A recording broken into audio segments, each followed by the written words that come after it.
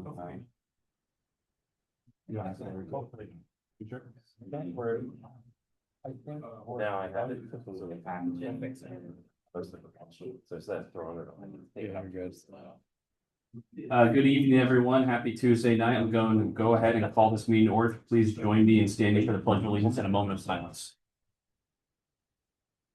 I pledge allegiance to the flag of the United States of America and to the republic for which it stands, one nation, under God, indivisible, with liberty and justice for all. Please join me in a moment of silence, recognizing the gift that our first responders give us. May we be grateful together for a moment.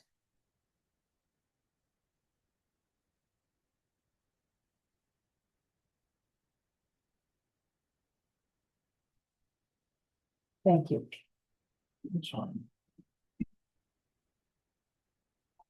Yes. Good evening, everyone. Happy Tuesday. Thanks for joining us tonight. As always, we will have public comment after agenda items when needed. We'll start in the room, then we'll go to the Zoom room for any comments. Please raise your hand if you have anything at that time. With that, there's no chairman's report, and now I'm going to open up for public comment for items that are not on the agenda. So if you have anything for public comment not on the agenda, I invite you up to the microphone. And if you could just please state your name and if you're an East Goshen resident. Glenn Smith, East Goshen. Question for you guys. Do we have any bylaws in the charter or whatever you call it about who can be elected to positions? American born, considering where some of the elections are going in this country right now. Can you repeat the second part? I didn't hear that. Do we have anything in the bylaw of the charter that states, or could we change it to anybody who's elected has to be an American born citizen? I think that's governed at the state level, under the, I don't know if it's specifically the second class township code or there's something else that governs who can run for what, but it's, definitely not the local level that we would have that sort of authority. Our solicitor can correct me, but Class Township Code governs. It's something that, this township and just about every township in Pennsylvania is subject to. So we're not overall. Is there any updates on Peppermill and what's going on over there? I don't have Definitely anything. not a Wawa. We haven't had any application come in from Wawa for sure. Other than that, Kelly, Director of Code Enforcement, so on the line here on Zoom. I don't know if she's heard of anything as far as any sort of application come in for anything or sometimes it's not even an application, sometimes it's just some interest, not even just to see if it would work. I haven't had any conversations with any developer, any corporation on my end. So Kelly, I don't know if you have anything on Peppermill. I don't. I've heard rumors. I haven't had any direct correspondence from anyone that was seeking interest or zoning regulations. Often with a commercial property, when there is somebody interested for redevelopment or something other than just taking over an existing use to reuse it similarly, they'll do a zoning verification letter. I have received nothing of that sort. Thanks, Kelly. Yeah. Two other things.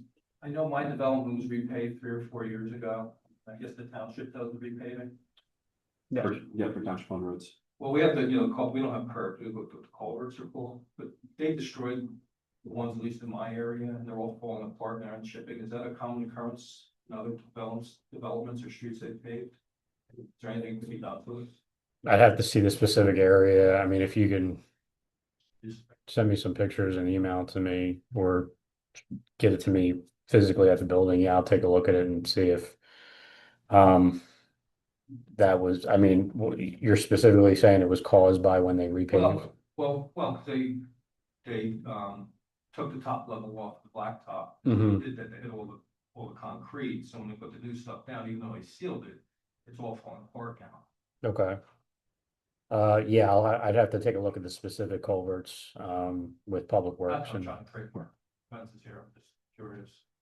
I'll go out there myself, but it's just not me, it's a lot of my neighbors I know. No, I mean, it's general wear and tear on that stuff can happen. I mean, it's obviously you don't like to see it a year later after you just pet, but um interestingly, sometimes when you do have a paving project and you have it followed immediately by a very terrible winter, that can also cause some issues. So yeah, so I'll take a look at it if I can get some pictures and get like a location on them. Last thing, you guys talk all about, raising costs, expenses, charging us more like $17 more for garbage, this and that.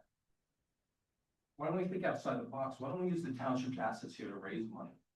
Come like a little business, whether it's putting on a festival or doing something that, if we can raise a couple $100,000, that's money we don't have to take out of our pockets. We have assets here, we have a park. I think as pertains to raising funds, our 501(c)(3) Friends of East Goshen raises annually about $50,000, which offsets community and other ventures. So if people are interested in donating in the township, which I don't know many people who want to donate in addition to their taxes, but that's an opportunity for people. Large people, come out, so. Who would I talk to? Something like that. That's what you can email Derek and the board if you have any. Thank you, everyone. Thank you, Glenn. Any other public comments or non-agenda items? You could just state your name, please, and if you're an East Goshen resident.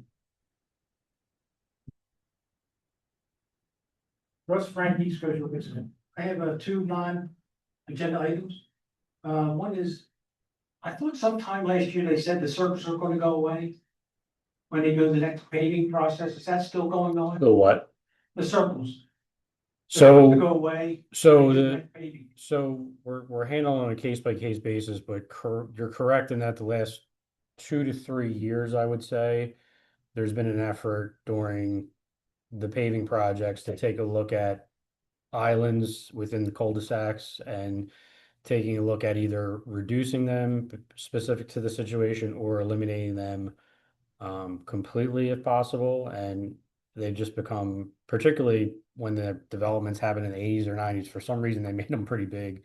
And when you're looking at trash trucks, winter operations, then just the size of delivery trucks that everybody gets with Amazon and all that. So yes, there is an effort to either reduce them in size or eliminate them based on each specific situation. But there's not I would say, an overarching policy governing, oh, this is exactly when we're doing it, how we're doing it. It's more of trying to handle them as they come up on the paving projects or near a paving project. So would you notify the locals of particular circle that may go away? Public Works has had conversations when that transpires, and that honestly that sort of conversation drives whether it gets eliminated or reduced based on, because a lot of people actually do like them. I guess the vegetation portion, and they like looking out at them. They are a huge liability though. They're a pain to deal with, so I don't like them. But Public Works definitely has conversations with the cul-de-sac area residents to see if we can come up with an amicable solution. I don't think everybody's always happy about the solution, but we kind of try to talk to them as much as we possibly can, and probably even going forward more, I kind of want to make more of an effort on my end as well on that front. So when you do make that conversation, is it just for the people that involved in the cul-de-sac or the whole development? I'm really interested in Marydale Farms. They got 3 or 4 of them, I believe. Yeah, usually we look at the cul-de-sac specifically. I mean, we'll get input from others, but as far as really how we go forward, we're looking at sort of who has line of sight and who's in close proximity to that island in the cul-de-sac.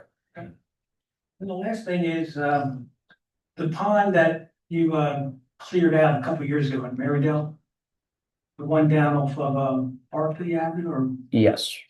the plan there, it was an open field that everybody used.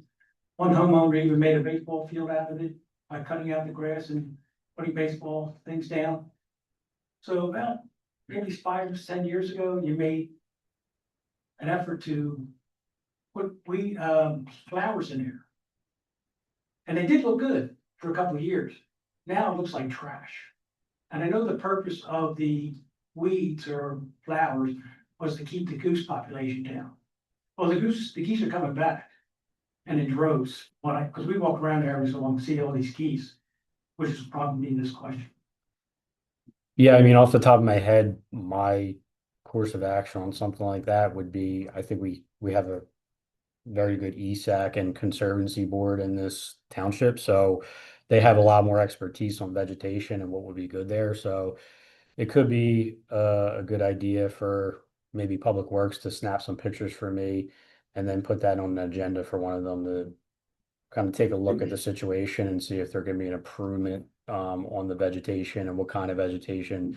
Again, they have a lot of knowledge on the specific areas of the township and what works best based on those specific areas. So, And this would be something that this comprehensive plan could take a look at as well, because that's a beautification that could help the township, right? yeah, I mean, I think when you're getting into the level of details of specific vegetation, I think the comp plan probably wouldn't drill into that specific item, but in terms of open space in general and ways to go about certain maintenance items, I think it could touch upon it for sure. Right. You're welcome to attend the Conservancy Board or ESAP to state your particular request. I have done that in the past. I have made comments in the past, and they don't even get recorded in the minutes. So it's kind of like a lost issue for me. And I challenged the board on it at the time. This was like a couple years ago. Larry and I are both, I'm on Conservancy and Larry's on ESAC. And we will definitely bring it up with him. Okay, well, that was brought up before, and no No, followed up. but we're very active with Doug every meeting, so we Alright. will bring that up. Thank you. Any other public comment before we go to the Zoom room? Seeing none. Anything in the Zoom room for public comment on non-agenda items? Going once, going twice. Next, okay. Want to go ahead to emergency service reports. For WeGo tonight, we have Lieutenant Stafford. Lieutenant Stafford, thanks for being here.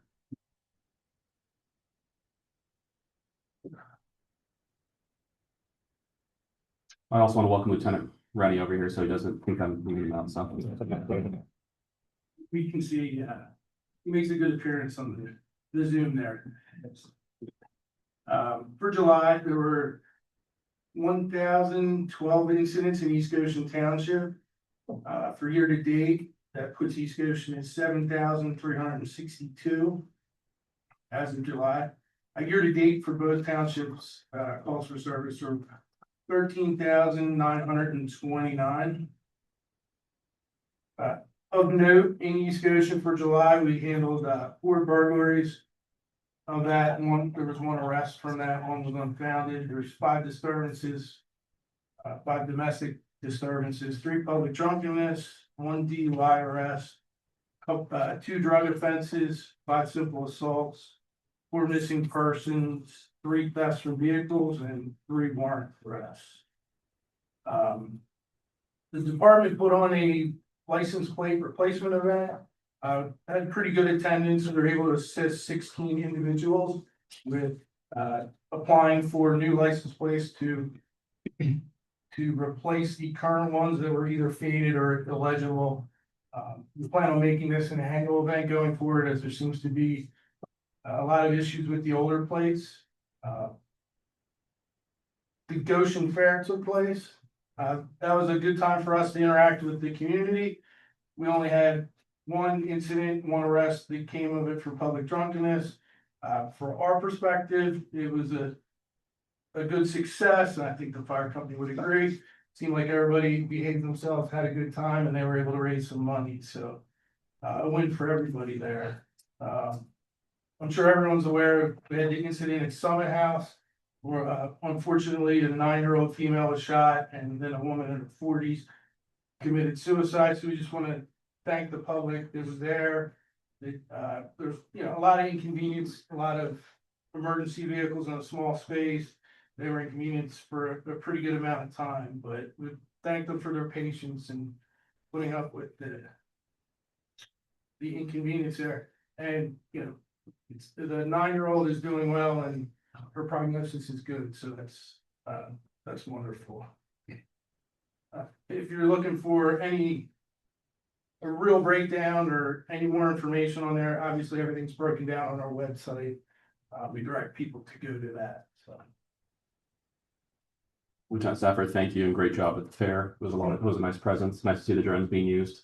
And again, thanks for the officers who responded to the unfortunate accident or incident, excuse me, over in something else. Any questions from the board?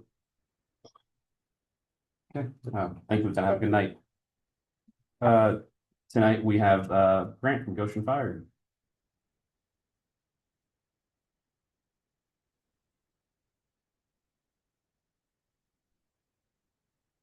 Good evening.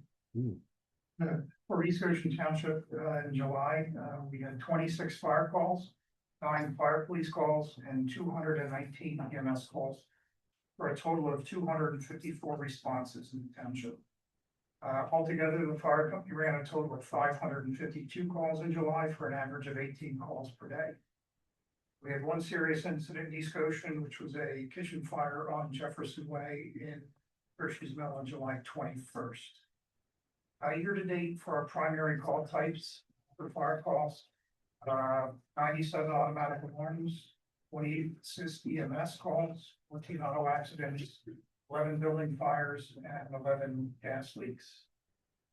As Lieutenant Stafford mentioned, the 77th Goshen Country Fair was held from July 27th to August the 1st and was well attended by the community.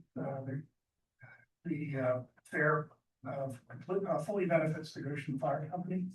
And we're grateful for the support of all the volunteers, including the funnel cake. And we would like to thank Pizza. the, Thank you. We're getting the pizza over here, right? Larry and I. I'd like to thank the West County Station officers who helped make it another safe and enjoyable community event. Just in service stuff, so thanks to everyone. Great, thanks for any You know questions. how we did yet? I can let you know. Okay.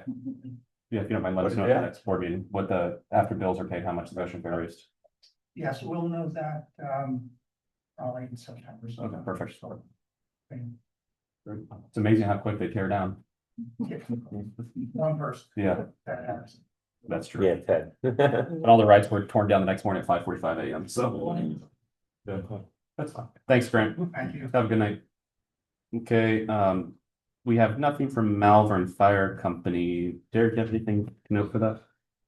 No, sorry, Mr. Chairman, they emailed me probably a couple hours ago with a late report, but they've been having, according to them, some issues on the EMS side with reporting in the county.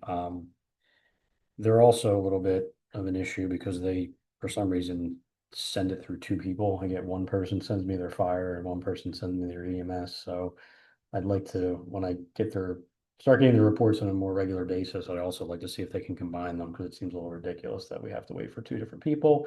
But I guess the bottom line is that, yeah, they've been, I kind of have to email them and kind of lay down the law a little bit, because it's been, 8 months of the year and we've been having a lot of reporting issues from that organization, so. So that's basically it. I'll follow up next month. Great, thank you. Any questions from the board on that? Okay, with that, we have no public hearings tonight. I'm moving on to the financial report, Kelly. As of July 31st, the township remains in solid financial, a good solid financial position. Through July 31st, we collected $8,488,610 and spent $7,726,364. This means we have collected $762,247 more than we have spent so far this year. As of July 31st, the general fund balance totaled $7,122,897. For the 2026 budget highlights, overall, we are $424,791 ahead of the budget through the end of July. We received $250,955 more than we originally expected. This is largely due to higher collection and property transfer and earned income taxes. We also saw more activity than expected in building and reoccupancy permit fees. Overall spending is $173,836 lower than planned. We saved money due to lower costs for police services, less spending on engineering work, and lower than expected wages in finance, sewer, and stormwater departments. Are there any questions on this report? Any questions for members? Yeah. Thank you, Kelly. All right, go ahead and move next to the approval of the minutes and treasurer's report. Thank you, Jess, for, she's not here, but thank He's you. not there yet. Yeah, for the minutes.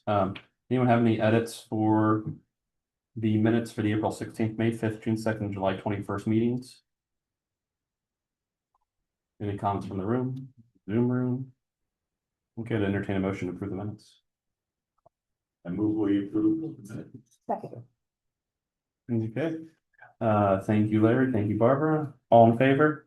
Motion carries 5. We'll go ahead and move to the treasurer's report for the bills. Kelly?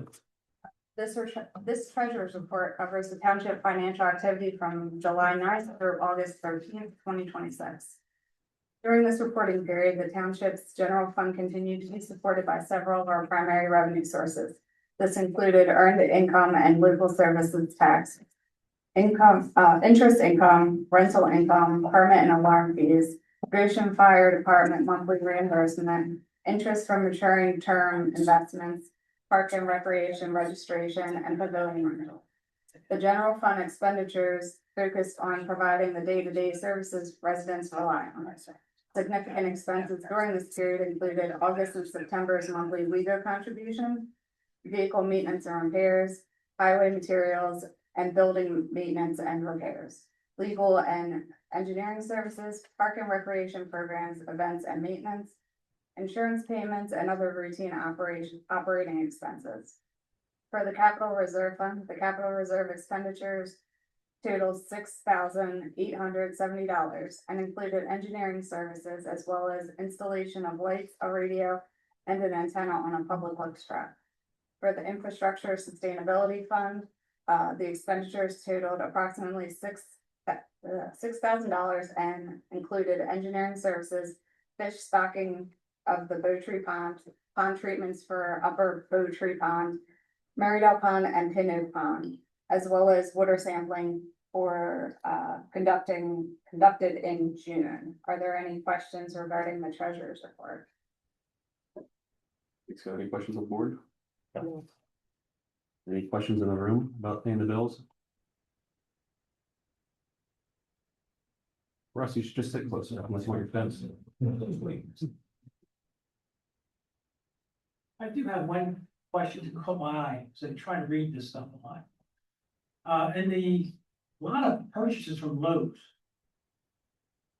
And I'm not sure, is it because we got a special rate with Lowe's?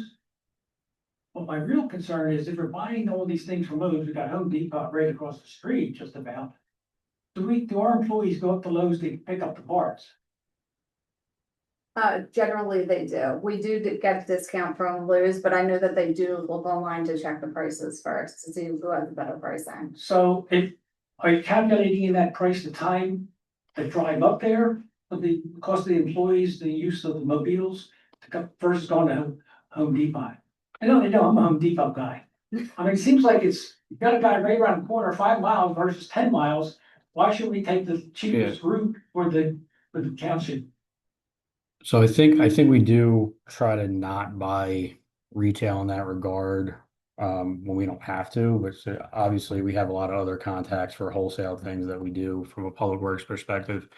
When we do have to do retail, all the conversations I've had with Mark about Lowe's is not just the price, which we do get a discount. Maybe we can get one at Home Depot, but it's also the stock that Lowe's has and certain things that we need more often that they have versus Home Depot. I can kind of check with Kevin and the guys again and make sure that's still why and the preference there, but that was always my conversations with Mark the last 5.5 years. So when we send a guy up there, we need the part that specific time. I mean, they're trying to find a way to. Yeah, I mean, usually. They do things online, they make deliveries usually in a quick turnaround. Yeah, usually not. I mean, if it's not that day, it's fairly soon, but when we do retail, we need kind of a quick turnaround usually. Well, I can follow up with you just to get a better explanation. Thanks, Russ. Any other questions in the room about paying the bills? Questions in the Zoom room? Seeing none? Don't make me beg for a motion on. Mr. Chairman, I move that the board accept the receipts and approve the expenditures as presented in the expenditure register and summarized in the treasurer's report. And I second it. Thank you, Barbara. Thank you, Larry. We've already entertained public comment questions, so with that, I'm gonna go ahead and call the motion. All in favor? Motion carries 5-0. Thank you, Kelly. Now we're gonna move on to the review and possible acceptance of trash and recycling bid. Yep, just give me a second here.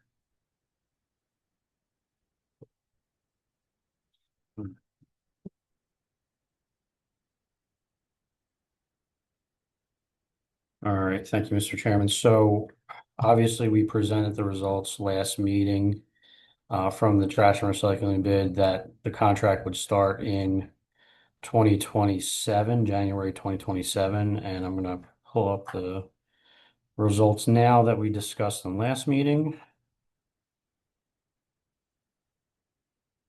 And really, not much has changed as far as the outlook. I mean, Mark Thompson and I went over sort of the process and the bidding process and how we came to these conclusions. So I think we're comfortable with the way it was done.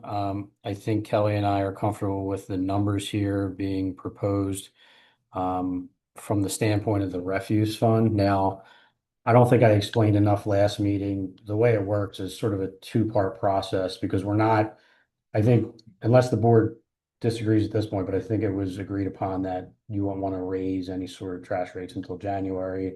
So that's kind of how we were calculating it. But so that the only thing that needs to happen there is it needs to be updated in the fee schedule as part of the fee resolution. So that wouldn't be done. The actual increase in the fee would not be done until January. But obviously we have it here and it needs to be a discussion point because cart before horse, but we have to agree to a contract before January so that we have services ready to go.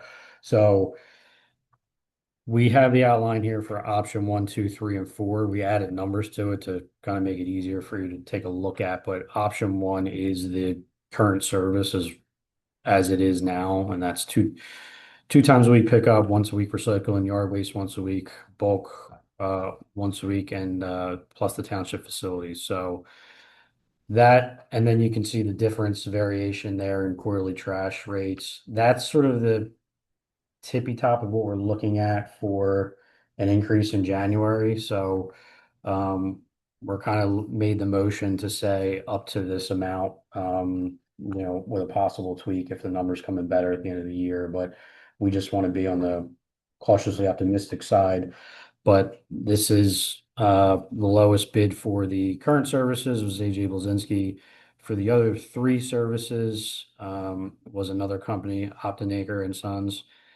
And that's sort of it. That's the 4 options that we went out to bid for, just to give you guys some price points on the cost. I will say it was interesting looking at the comparables for townships. There's not too many places that are left with twice a week trash. So we had to dig a little deep to find comparables, which quite honestly, 15 years ago, there was a lot more municipalities that did twice a week trash for sure. So I do think we're getting, from all the feedback, we're getting good service from AJ Blazinski.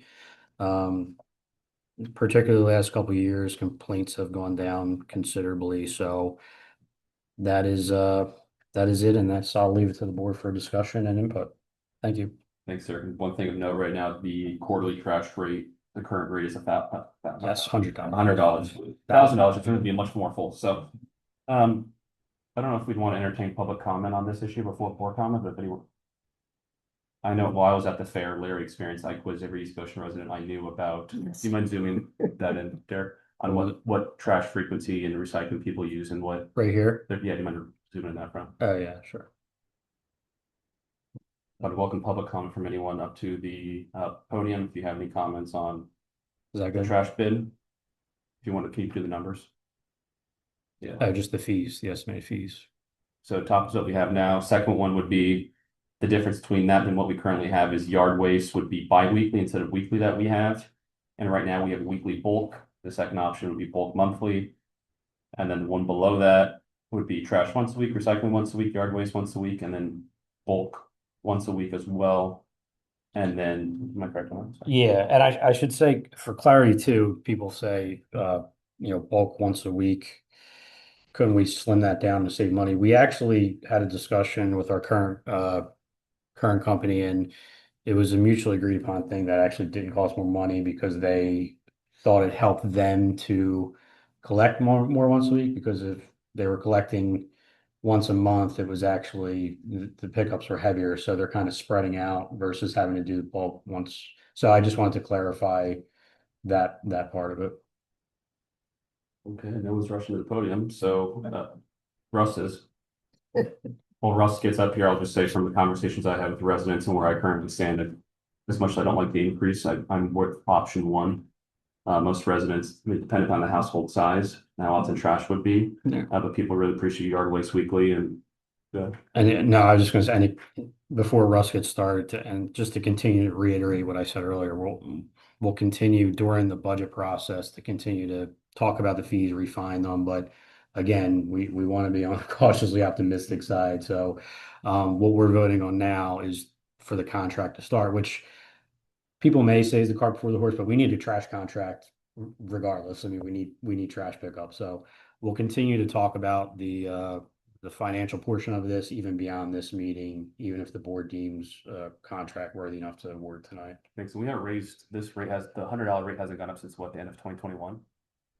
Big plan for. Yeah, it was the last trash bid. Board. Yeah. Go ahead, Russ. Yeah, it started 2022, $100 rate. It was voted on in 2021. right? Yeah, it was voted on in 2021. Okay.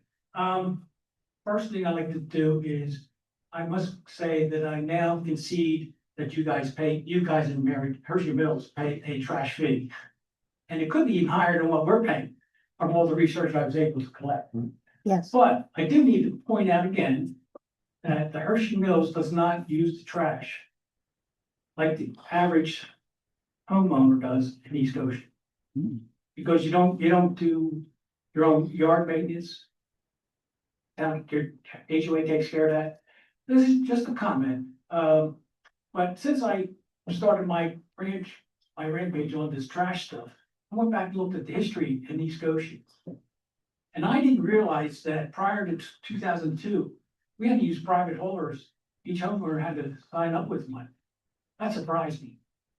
And then in January 2002 is when it became official that township would go with a single hauler. And that time the rate was $43.50 a quarter.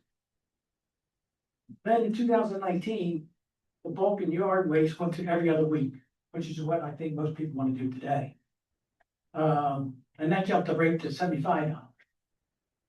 Then in 2022, we agreed to using the term hauler back then. And he came back to us, I think that was Polinsky. He came back to us in mid-year saying that he would like to use 5 days a week versus every other week for the hauler, and no extra charge for that. So I think that's a good thing for him. So where I am with this is Polinsky had issues with the yard waste, and they always found a way to pick it up the following day. Has the other three candidates been thoroughly educated on the issues that we've had with yard waste and bulk pickup? Do they understand that it could overflow their trucks if they only do every other week? And how do you justify us leaving the yard waste another 2 weeks out there that they don't come by? Is there a plan to follow the Belinsky plan, follow you, pick it up the next day? When they're not even here that next day. One second, Russ, before you get into yard waste, in my experience, at least when residents have called when yard waste was not picked up that day, it was always picked up the next day, as long as the Yeah, township was done. like I said, it wasn't picked up the next day, but So what's, I don't they know. were here every day of the week, so they Okay. could pick it up the next day. Okay, If we go with a different plan. Okay. Which is once a week for trash and recycling. And every other week okay. for the yard waste. What happens if the trucks fill up that week? Do they come back Thursday? I get what you're saying, okay. Or do they have to wait another 2 weeks? So I think standard practice there is if it's supposed to be picked up that week, every hauler I've dealt with in my career, even beyond Blazinski has, if it's a true miss, they usually try to make an effort to come back that week. To answer the first part of the question of have we educated the haulers enough during the bidding process? We definitely tried to beat it into their heads for sure. I will say, I don't think anybody's prepared for the yard waste situation in East Goshen Township when they bid on and then receive the bid to actually be the hauler here. We have yard waste once a week, which every person that bid on it said that it's unheard of. But interestingly enough, it's not like it's empty I mean, it's pretty depending on the neighborhood, obviously. There's a decent amount of yard waste every single week, which shocks me. I mean, again, we're one township that does it. So I think we do our best to educate. I think until these companies actually do these routes and figure out the yard waste situation, and then they're probably like, oh, wow, now we know why they talk about yard waste so much. So I think it would be a little, so I guess to answer your question, if the board decided not to go with AJ Blazinski and it was a different hauler, I think, yeah, we've educated them enough on our end, but I think it's a process of figuring it out as you go as well, to a certain extent. That's just my opinion. So, if we do go to the every other week on the yard waste, why can't we, I know since you're accepting bids, they're not final till you approve it. Can you redo the bids saying that in the fall, because that's the heaviest yard waste with the trees of East Goshen trees that cause a lot of stuff to pick up, and we used to do that in 2019 and prior. That in the October, November, December, pick up every week. Yeah, I mean, we can, again, we didn't think.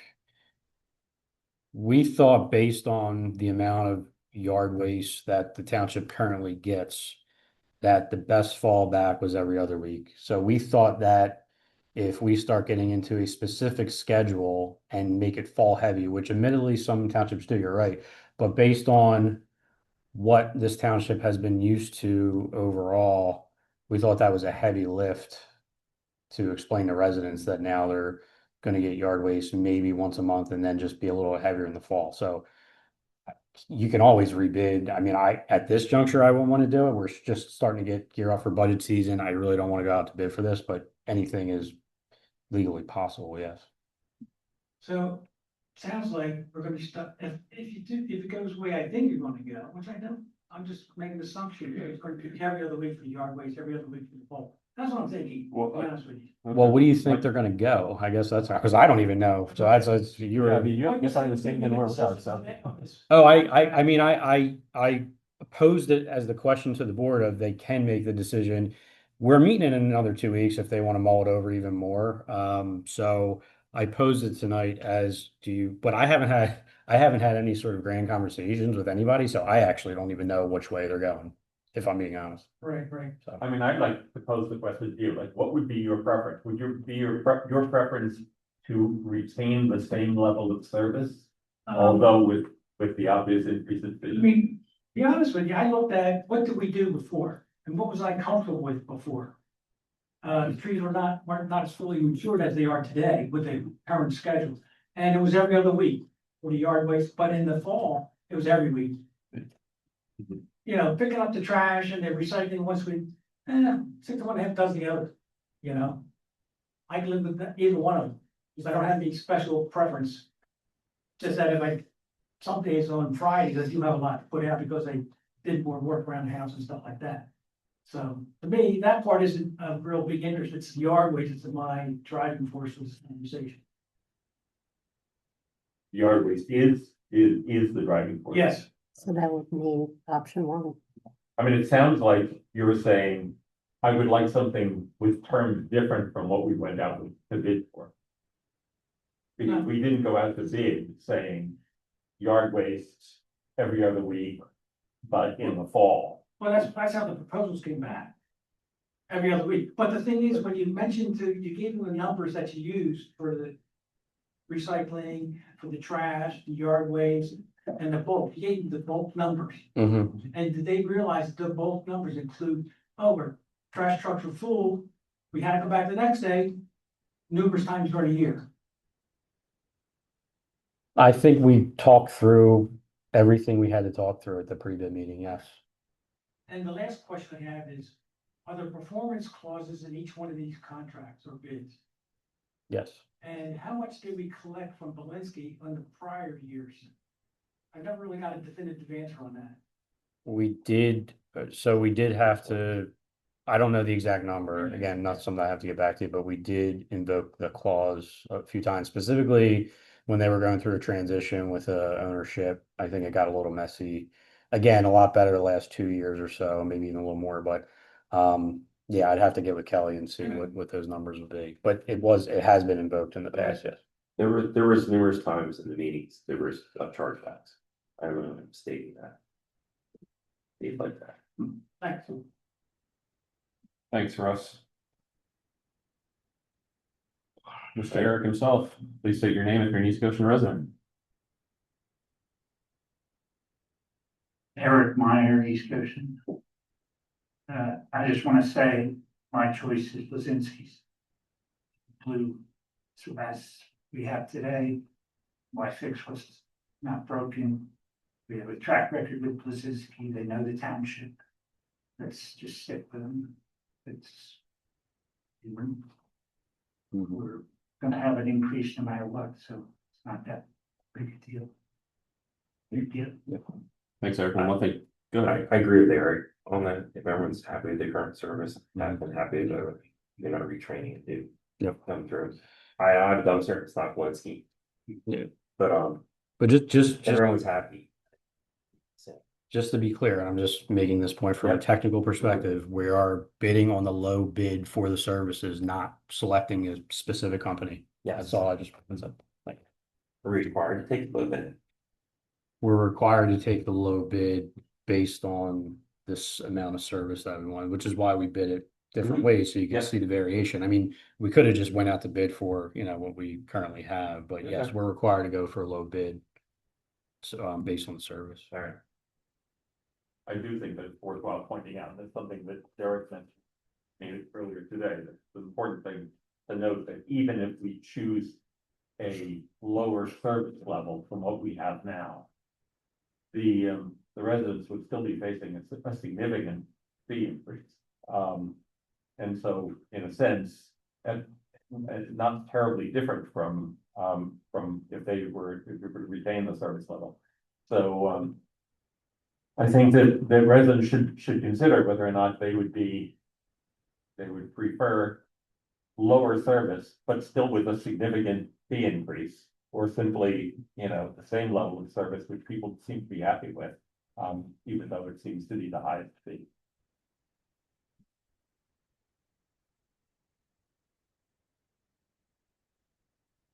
And did you say something? You want to say something? Sorry. No, I just want to echo my other board members and what's been offered here. It seems to me that the difference is dropping way down to option 4 is a $30 savings, but dropping down to what Russ was talking about is only a $5 savings. Yeah, well, no one's coming to the mic, and do we have anything in the Zoom room as pertains to the trash recycling bid? I do not see anybody. Okay, well, I don't know where the rest of the board stands, but I'm comfortable enough to move forward. I think one thing that board, I'm speaking on behalf of all of us, because I think communication's been really big point of emphasis as pertains to residents. I think that would be important for us to consider what the comms plan rollout will be. This will be in January, but how we're going to notify ratepayers and when and things of that nature. Yep. So we just, obviously the board approved the Dandelion newsletter going forward. So we actually started the meetings with that to start that first one in October 1st.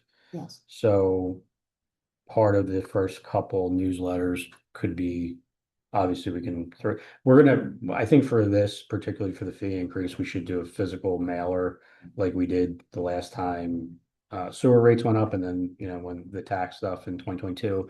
But I do think that working with them for the monthly newsletter, we can obviously use them as a vessel to get the word out as well. Absolutely. I think one thing too, before we send the physical letter, is if we're gonna have a increase in sewer, it's worth wondering if it's worth just including that all in one letter.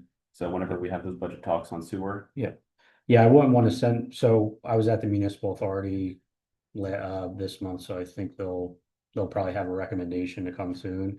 And when I say send out the physical letters, I think we're gonna want to do it closer to like end of November, early December, because I don't want to do it too early. I kind of want to do it a few weeks before bills start coming out, just so it's fresh in people's mind. thanks. And then one last thing too, Kelly, can you talk about the bottom of this, sorry, the bottom of the layout here? It talks about the refuse fund is probably going to need a $505,000 loan before the end of the year from the general fund. This is including the total. There's currently 27,000 in the refuse fund. Can you explain why that is? So when we extended the, agreement with Blazinski for the extra 2 years, from what I can understand, I don't believe that there were tipping fees included in the rate, and the rate should have went up at that point because the landfill always charges more. So that was not included, so that is just an estimate as of right now. I'm hoping that amount will significantly decrease as we get more people paying their trash bill throughout the year. And what are we behind? What do we have at Portnoy right now sitting there unpaid? Sitting at Portnoy right now, we just turned over 385,000, I think, between sewer and trash, so we're waiting to see, hopefully that can generate more cash for us too. Any other questions? Anyone else on the board? Public comment, Zoom room. All right, I entertain a motion. Mr. Chair, I move we sign the municipal waste and recyclable materials collection contract with AJ Blazinski for services outlined in option 1. That includes waste pickup twice a week, recycling once a week, yard waste bi-weekly. Oh, no, I'm reading the wrong one. Yep. Sorry. Don't get rest up here, Ann. Once a week, bulk once, and township plus the township facility. For a 3-year term commencing in January 2027 with 2 separate 1-year extension options, with the understanding that the ratepayer fee for the service may have to increase up to $150 per quarter during the annual fee schedule vote in January in order to fully fund the refuse fund. Thank you, Ann. Sorry, I mean, that's so long. Thank you, Barbara, for this. Yeah, we've talked pretty good about this, good amount. With that, I'm gonna go ahead and call the motion. All in favor? Aye. Motion carries 5-0 with AJ Blazinski. Can I ask a question though, Kelly? On the same thing that, the footnote at the bottom there, when it says a 3.25% yearly COLA increase, do we anticipate that increase on the resident fees each year? Yes, that's all included in It the is. fees, yeah. Okay. But you're saying the 150, that is built into the 150, so in the 3rd year of the trash contract, we don't have to raise it 3.25. Yeah. Oh, Yeah, okay. we don't have to raise it if we extend beyond the reserves. So that's another thing, getting back to the refuse funds being fairly low right now. I feel like Kelly did a really good job of trying to build as much in as possible, which is kind of why you're seeing this the way it is in order to not have to do what we're doing right now with the loan. So, Okay. Good question, Larry. Thank you. All right, we're going to call up our friends from Malvern Library. Justine, welcome back. It's good having you at the meetings more often. We're gonna talk all happy news about the library. All good things are happening. sorry, give me 1 second. And I saw from, well, Derek's pulling stuff, Senator Committa posted today, don't we have Chester County Library Day or something coming up as well? Yeah, the Chester County Library in Exton does a big library card sign up like festival, and Senator Committa is always there. So yeah, they're promoting that. But sometime in September, I don't remember the exact date, but a Saturday. So unfortunately, I only have the PDF. So the quality is probably not as good as the PowerPoint, so I apologize. But, yeah. We're doing a little tour of our 4 municipalities and just giving everybody an update on how wonderful things are going at the library this year. So you can do the next page there, Janet. So this is just a little breakdown of how the 4 municipalities play into our patron count. So as you can see, you guys, East Goshen and East Whiteland are our 2 biggest patron numbers, and then Willistown and then Malvern Borough, which I think correlates perfectly with your populations also. And then you'll see our fundraising chart here. Just a quick note that 1 out of every $3 this year is coming from fundraising and library efforts. So taxes play into our funding a lot, but fundraising is a big part of it as well. And then just some East Goshen numbers for you. So almost 6,000 residents have Chester County Library System cards. Your library card is good at all 18 libraries, but we really hope that you'll call Malvern your home library. East Goshen provided $31,900 to the library in 2025. And East Goshen residents checked out 83,783 items in 2025. So when you do that math, we saved you $1,675,660. And that is just in materials checked out. So that's not putting a value on the programs we offer, the free Wi-Fi at the library, anything like that. That's purely materials. So thank you for your wonderful investment. I have a question about the data. Yeah. I lived in Phoenixville for 20 years. Yeah. My card is Phoenixville card. Yes. When I check something out of Malvern Library, am I considered a Phoenixville resident or am I considered an East Goshen resident? So it depends on 2 things. Assuming that your library account is up to date and has your East Goshen address, then it knows you're an East Goshen resident. And the other piece is what your home library is set to in your account. Okay. So if your home library is still Phoenixville, Phoenixville is getting credits for your checkout. So make sure you're home. So they're gonna change that tonight. Yeah. Yes, exactly. And just a significant increase in the people coming through our doors in the last few years. We've had the busiest summer we've had since before COVID, so things are definitely going in the right direction. People are happy, people are using the library, and it's been great to see all that foot traffic.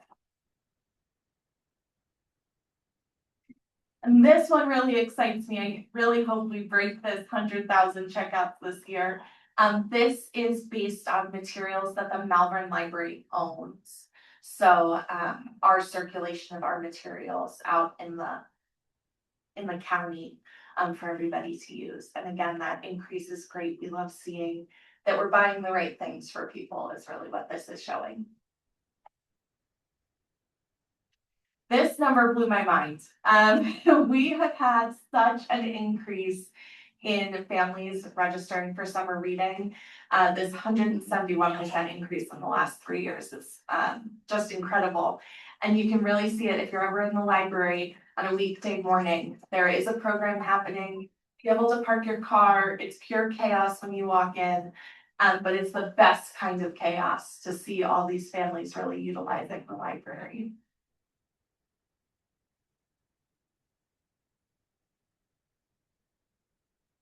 And then just some upcoming events for you. We're having our first trivia night. I'm running the first trivia night, so it's Disney themed because that's what I know well enough to write trivia questions about. And then our fall book sale, the Friends of the Library hold that for us, and that's going to be the first weekend in October.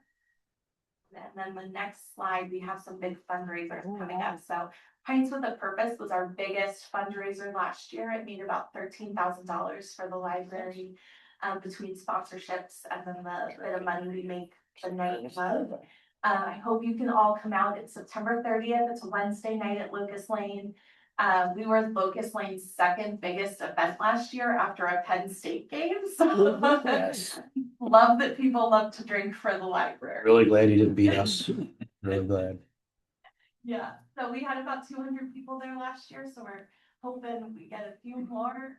We're working on some more seating this year, a second food truck, all that kind of stuff, because we really blew their minds with how many people came out last year. And then the next slide is for our second bingo fundraiser, which is gonna happen in November. Our first bingo was in May. It raised about $8,000 for the library, so another big fundraiser for us. And we're hoping the afternoon timing works out better for some people. It's at the Malvern Retreat House. It's a great location. Come, bring your friends, bring your family. It's a great time. Everybody had a blast. We had a table decorating contest and people really got into that. So I think it's gonna be a good time again.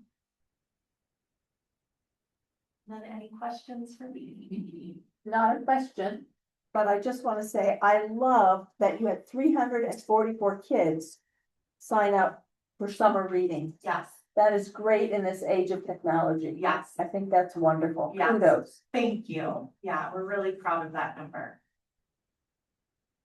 Do you take jigsaw puzzles? We do, yes.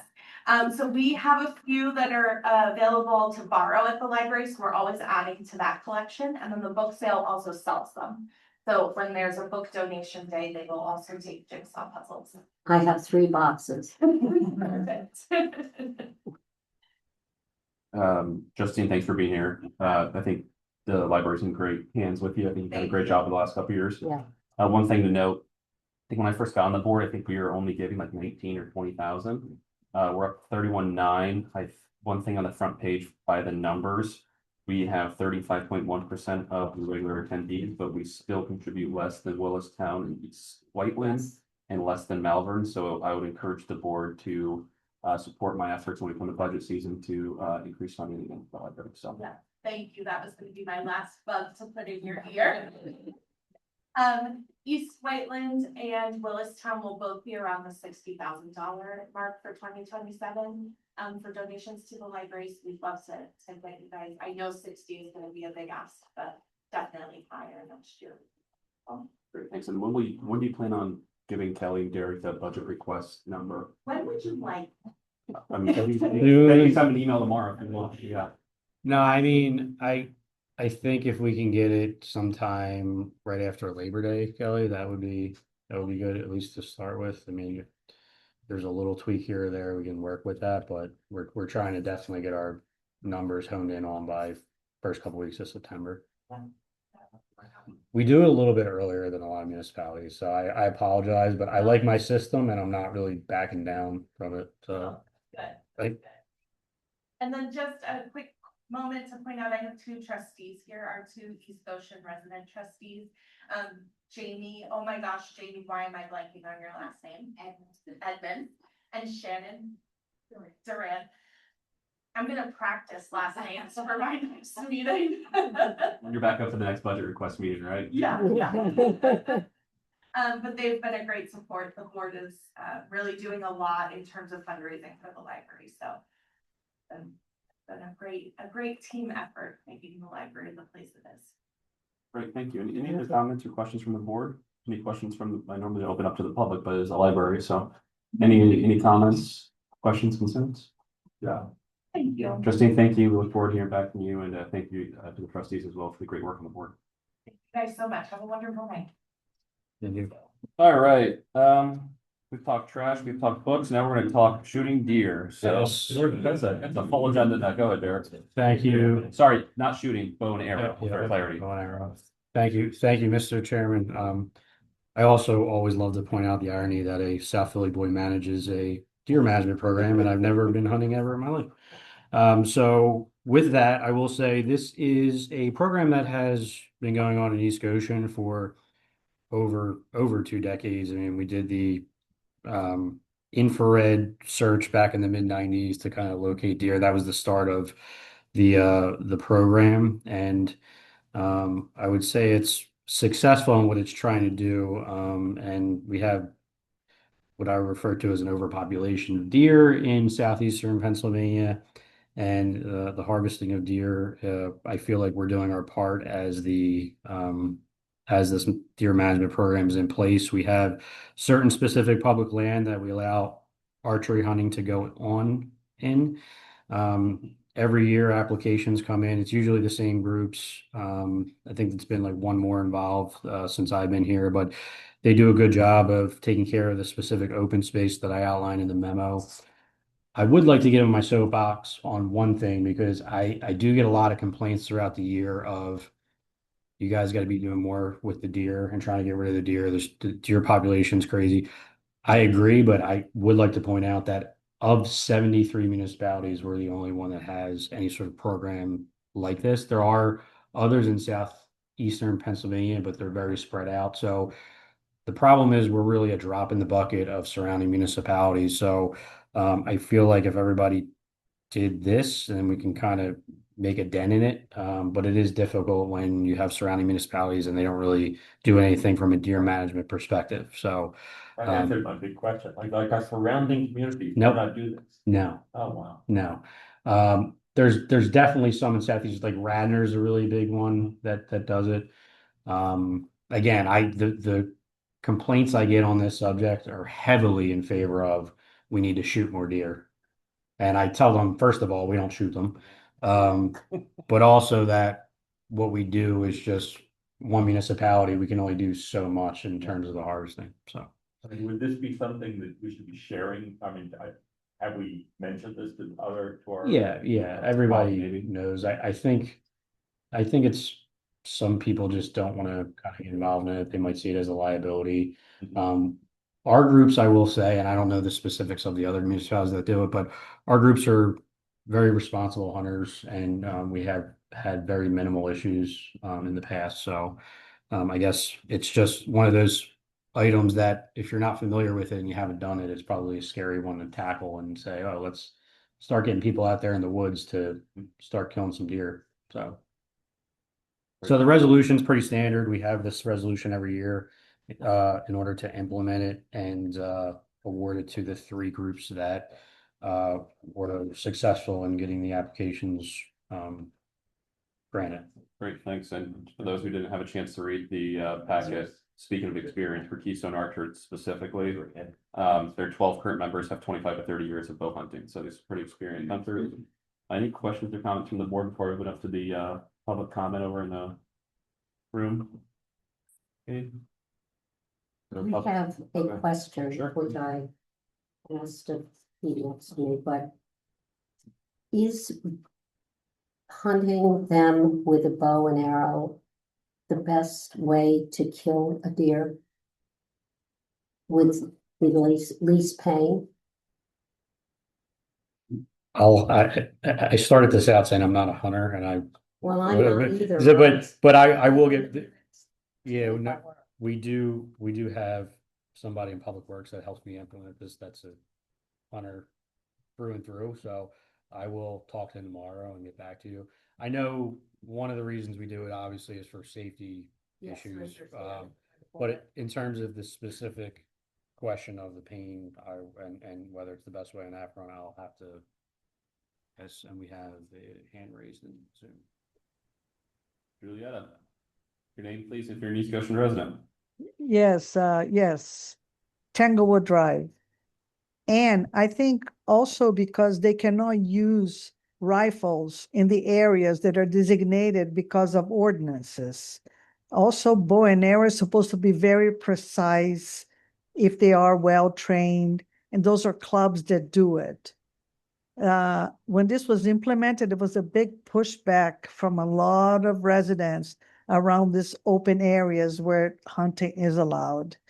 And, we can't, I walk in my neighborhood and I see herds, but there's no open space to open for hunting. So it's just not possible. Thanks, Julietta. And then Nancy, not to put you on the spot here, but you're more than welcome to either abstain from the vote if you don't feel comfortable enough with the knowledge, or just want to make sure you have that as an option too. Any other comments from the Zoom room? Okay, I'm gonna go ahead and I'll vote. Mr. Chair, I move we approve the 2026-27 DMP resolution 2026-13, and approve the deer management groups to participate in the 2026-27 Township Archery Hunting Program as follows. Chester County Trackers will manage the Mill Creek Grand Oak open space area. Keystone Archers will manage the Bow Tree Clock Tower and the Wentworth open spaces. And the Mainline Whitetail Manager will manage the Supley open space area.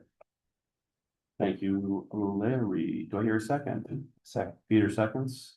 I believe there's a gentleman in the crowd that may want to make, did you have any public comment you want to bring up? Or no? The gentleman with the nice hat here? No, no. Okay, okay. All right, you guys were talking and looking at the podium, so I didn't know if you needed to come up. All right, with that, I'm gonna go ahead and call the motion. All in favor? Motion carries 5-0. Thank you. Run two, I think what brings a lot of residents tonight is the Village of Yardley HOA zoning hearing board application.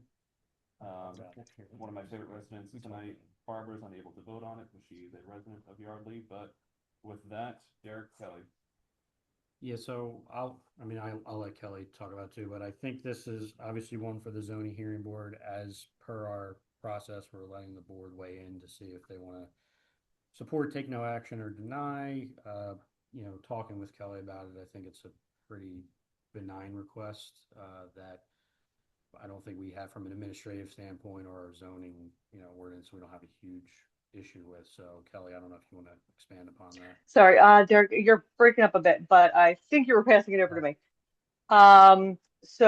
Yardley Village is seeking to place a 10x14 storage shed for generally storage of seasonal decorations, things of that nature, to get them out of the residents' personal garages and things for the use of the community. The placement of the storage shed is to be about 10 feet from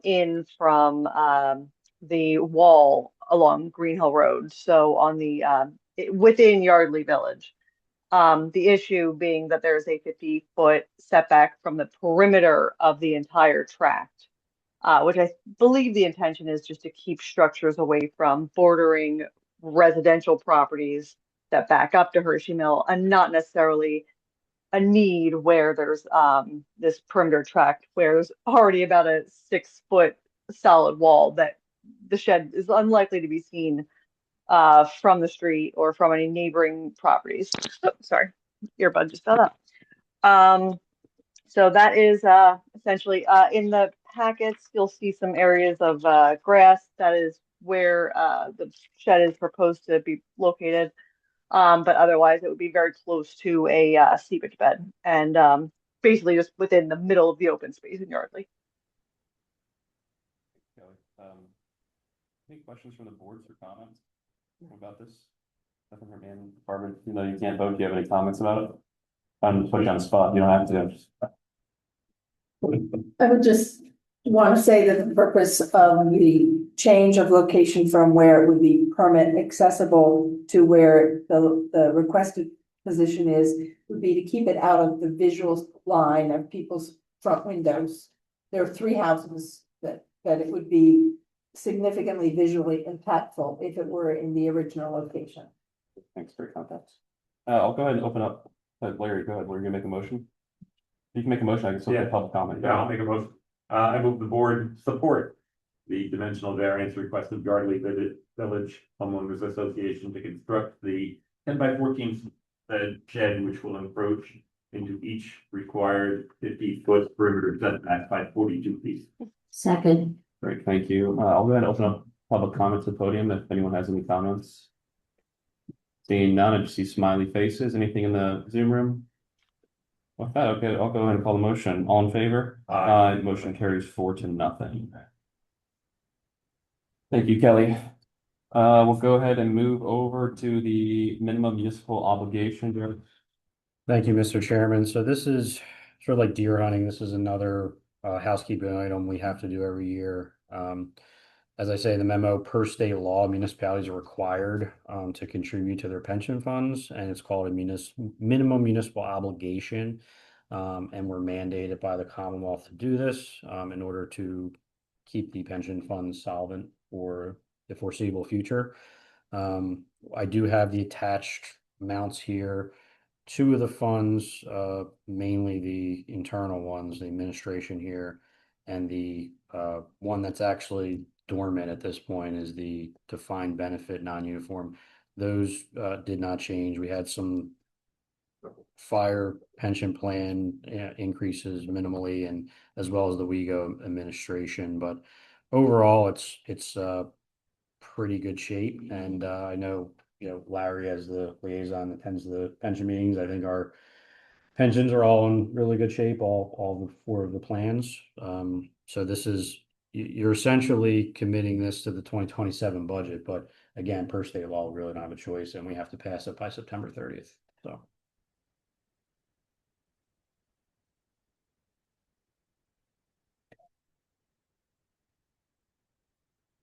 This is much better than what we received 2 years ago. I think we had to make up what, 500, 600,000 for the WeGo MMO. It was much bigger than this. Yeah, it was definitely bigger. I don't want to quote exact number, but it was definitely, and because another point is, and Kelly knows more of this than I do, but it essentially takes in an account for 2 years and then 1 year drops off, and it's already behind because it's right now this factors in 2024 and 25. Is that what it is? So you're kind of always getting a lag for the markets in this regard. Mr. Chair, I make a motion to approve the minimum municipal obligations for the four following pension plans. Fire pension plan, 148,541, 148,541, I can't say it. Non-uniform defined benefit plan 0, non-uniform defined contribution 172,050, non-uniform defined contribution legal administration 15,400. Thank you, Barbara. Is there a second? Second. Thank you, Peter. Any comments or questions in the room on the MMO? Any in the Zoom room? Go ahead and call the motion. All in favor? Aye. Motion carries 5-0. Thank you. At this point, we are at any other matter, and do we have any board member with any other matter or Derek? I just, Please, Larry. this is something that has come up, I guess, in connection with a lot of the data center issues that are happening throughout the state and actually throughout the country. So I've been reading a lot of articles and about data center applications in municipalities across the state. And of course, there's a lot of controversy about these. But one thing that struck me in reading some of these articles is that there are some municipalities in which the township officials have signed NDAs with developers in advance. When the developers come and make their pitch, their initial data center pitch, some township officials have signed NDAs with these developers. And then it's of course revealed afterwards, and of course it looks suspicious. It looks horrible. So one of our residents sent me a note saying, "Who noticed this?" I noticed this, but I was reading it, and I just thought, "Huh, like NDA." But a resident did send me an email and said, "There's nothing in our ethics policy that prohibits this." And so I thought it's something we might want to visit, and I'd have a conversation with Mark about this, and also with Derek. So there might be some occasions when township officials might have to sign an NDA. I think, Derek, you mentioned something from when you were in. Yeah, I mean, I know they came up in various forms in the pipeline situations going back 10 years ago. I think that was specific to the dangers of possible terror cells knowing the infrastructure of pipelines and not disclosing where things are located. Right. So I was just trying to think of any sort of situations that it could come up. So, but I think it's my suggestion I'm throwing out to the board is that I think it might be wise for our ethics policy to be revised to at least bring this up and indicate, like, under very limited circumstances or not without permission of the total board. The idea of not mentioning at all whether or not township officials can have NDA conversations with developers seems to me to be an oversight in this environment. I totally agree. So I can two things on that front. One, this has been in the last few hours, but I guess the administration, the Commonwealth, just passed an executive order severely limiting some aspects of data center applications and Oh, things of that nature. So I think NDAs were a part of that conversation. Now, it might have just been for whoever works for the Commonwealth cannot be an NDA, cannot be involved in an NDA with specifically maybe an AI data center, but NDAs did come up in that executive order Oh. today. You might want to research that a little bit. okay. But otherwise, what I was going to suggest is if the board's okay, Mark and I can work on some language and present it to the board at a meeting soon, for you to review. I'm good with it. Barbara, you're good with it? Yeah. And Peter? Yes. All right, there's your five. All right, thank you. And then, Larry, can you give an update real quick on where we are with the ordinance? Yeah, I'm probably, Kelly's still on. I think Kelly probably knows more than I do at this point. I mean, the ordinance was, the draft was completed a month ago and it was sent to, I believe, the county. So I think our expectation is that it'll be ready for the Board of Supervisors. If incorporating the comments, it'll be ready by September. If Kelly wants to add to that. So I had a comment on that as well. So Kelly, sorry, you had some background noise, so I don't know if that's Sorry. gone or not. I got, No, so I actually attended the municipal authority meeting this month, and one of the things that came up was a comment on secondary containment of wastewater. So the municipal authority wanted to give that to, well, obviously it's convenient because John Stipe is both on municipal authority and planning commission, so he was there to hear it. So municipal authority, Kelly, just your back did have a comment for planning commission, which I think was going to be brought up at the next planning commission. Okay. So I guess the bottom line is comments are still kind of trickling in where I don't feel comfortable, and I don't even know if we got it back from the county yet. So We have I don't- Kelly's shaking her head now. so I think we're still in a little bit of a holding pattern, but there is some progress being made with ABC commenting. Okay, thank you. Sure, thank you. Any other matter from the other board members? Yes. Larry and I are both, as you know, liaisons. I am to Conservancy and Larry is to ESAC. We have had discussions with both of those groups about the possibility of merging them. And they have been fairly favorable about doing that. The reason originally for the creation of ESAC was that most other townships have something that is like ESAC rather than Conservancy.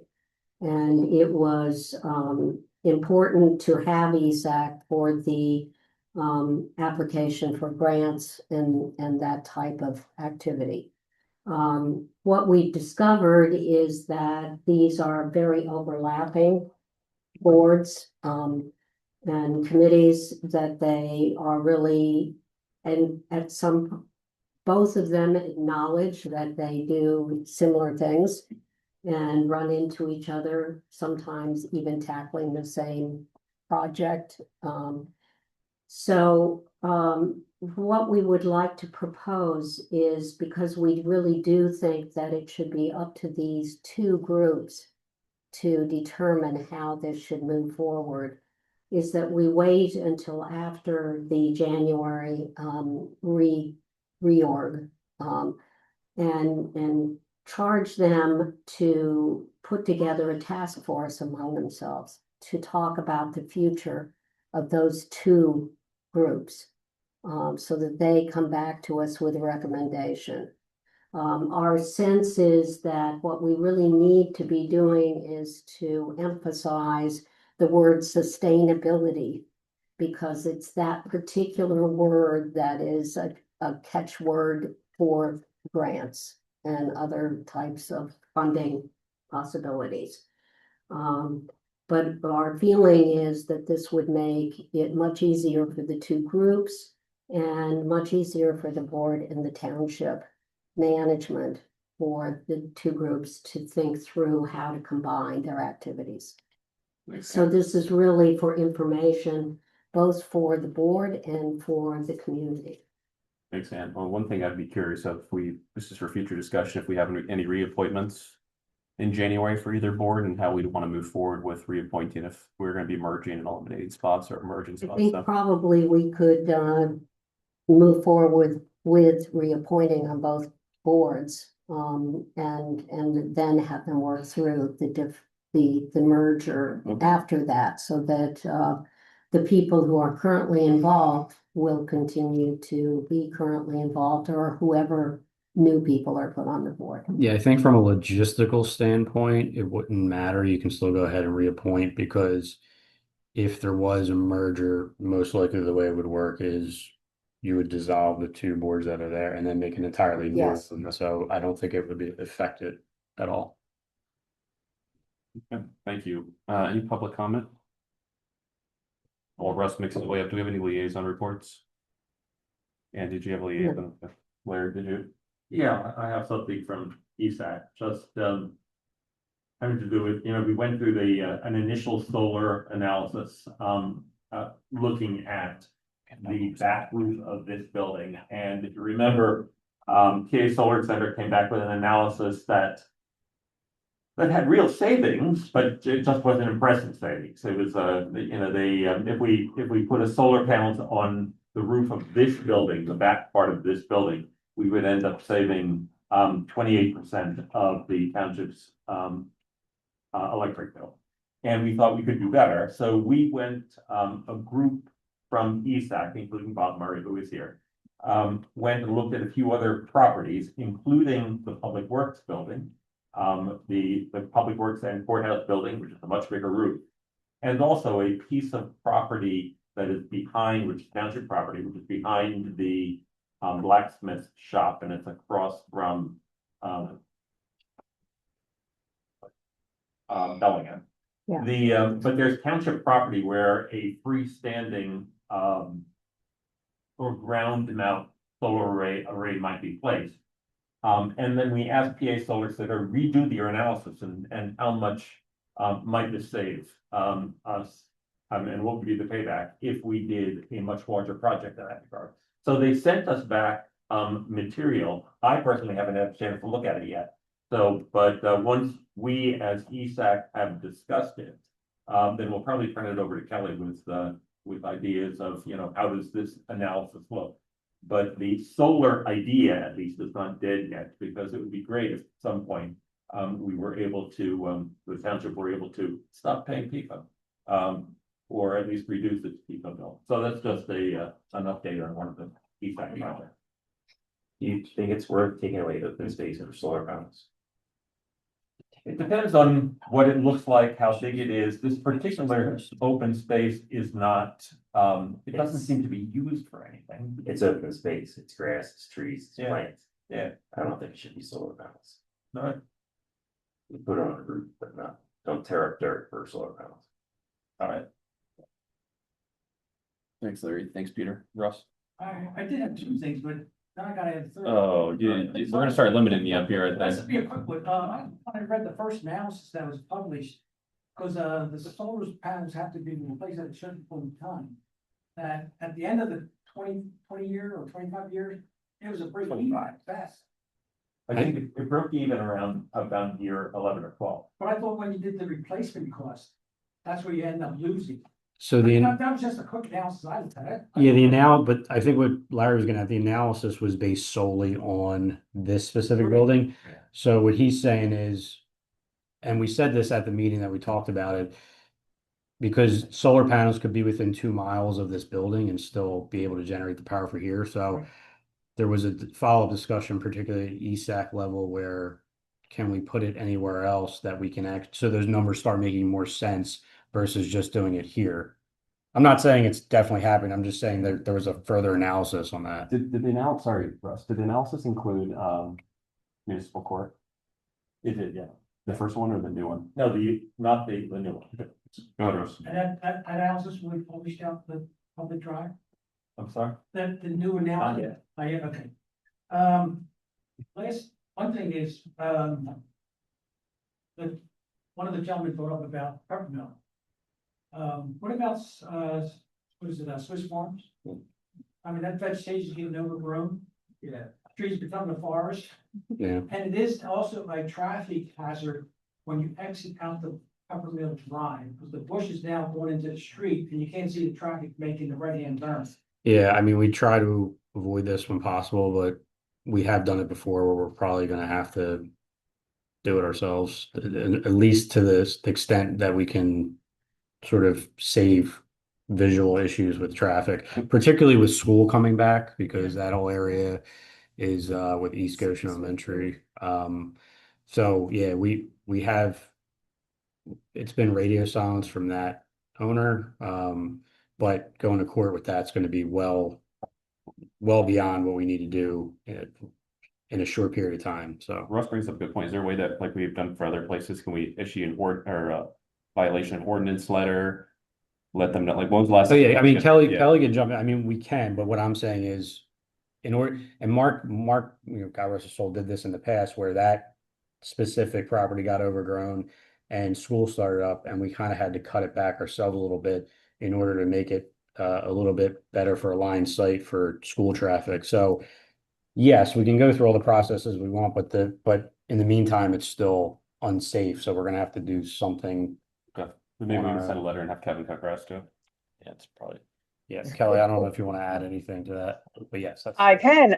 Letters have been sent. The owner is absentee and I believe he lives in Gladwin, but the property is under, I believe, an LLC.